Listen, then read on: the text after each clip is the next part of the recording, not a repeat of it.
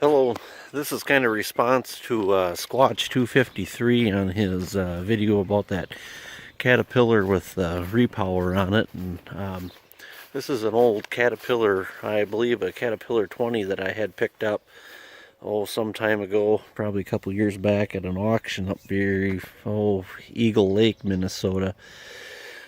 My wife is kind of using it for a planter bench right now.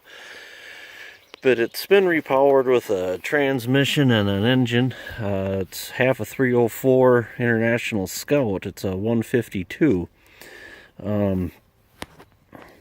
It does run, it drives, everything like that. I did have to pull the final drive off and do some repairs. Unstick the clutch, and the brake band was broke on it. I welded that back together so if I can get it back operational shape. Literally there's no much left of Caterpillar on it except for the rear end and the steering clutches and stuff. It's been very heavily abused. Drawbars, a lot of that's all tore out, but the tracks and the sprockets and stuff seem to be in pretty good shape. I had to remove all the track frame and everything like that down in here to get the final drive repaired. But yeah, it does run good. Someday I'll post a video on getting it running. This is a big piece of boilerplate that I had picked up because I planned on putting a blade on it. At some point in time, somebody had a blade on it, but yeah, kind of a heavy frame. They put a plate on there where the original engine bolted up to. It looks like 2x4 or 2x6 tubing they put in there to support everything. Has a hand clutch with a hydraulic sleeve cylinder on it.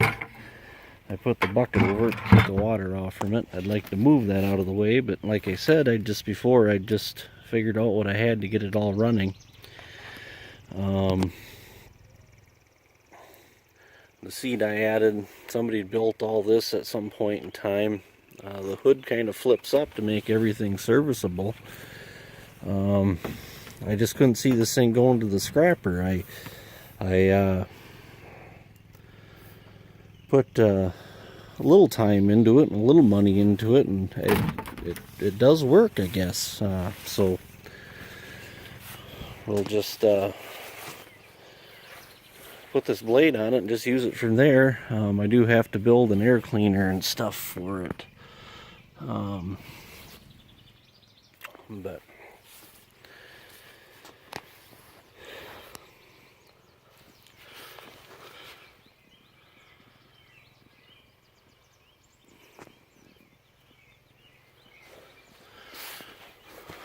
see kind of how they built their leaf spring mount, and it did have a big sod plate underneath it. I took it off when I had the track frame off just to kind of clean it out and get the transmission drained, and that was all full of water.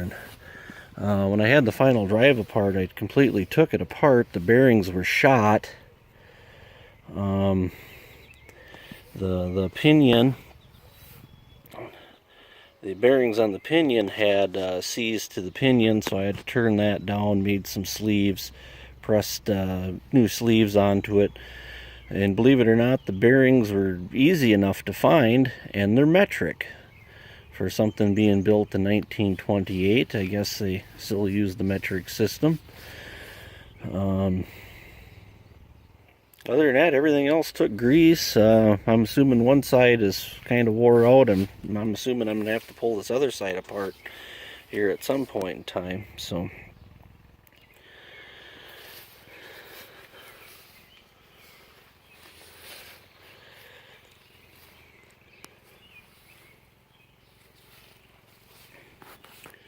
engine does run good. I'm sure it's a little tired, wore out, but it runs well enough for what it has to do. I think they run at 1100 RPM. They did, whoever built it, it does have some bracketry. I don't know if this was for a hydraulic pump or possibly a belt-driven governor, but later on they did put this, it's a hoof air governor. I think it just runs off of velocity.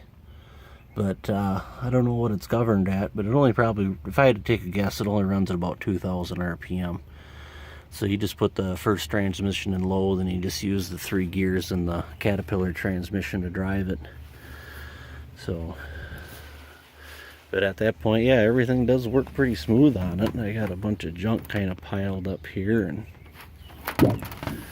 but here's my old 420. It works every day. I'll do another video on that later on. But yeah, like I said, I stuck a little bit into it to get it going, you know, new fuel pump, and built a kind of a half-ass gas tank, but radiator, everything like that's out of the Scout. It's all full of antifreeze, and I built this muffler and stuff for it.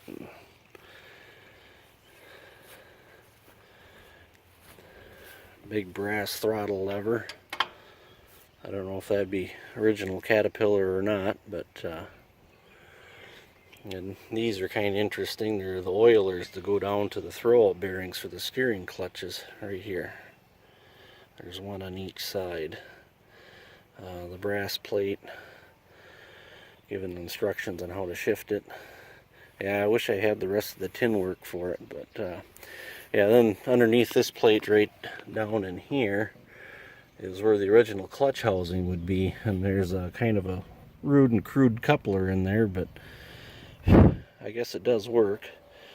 Like I said, the repower on it, you know, if you go here and you look at all the welding and stuff like that on it, I don't know when it was done, but evidently I think the guy did know how to use a welder and a saw and a torch, and it just wasn't completely cobbled all to shit, but it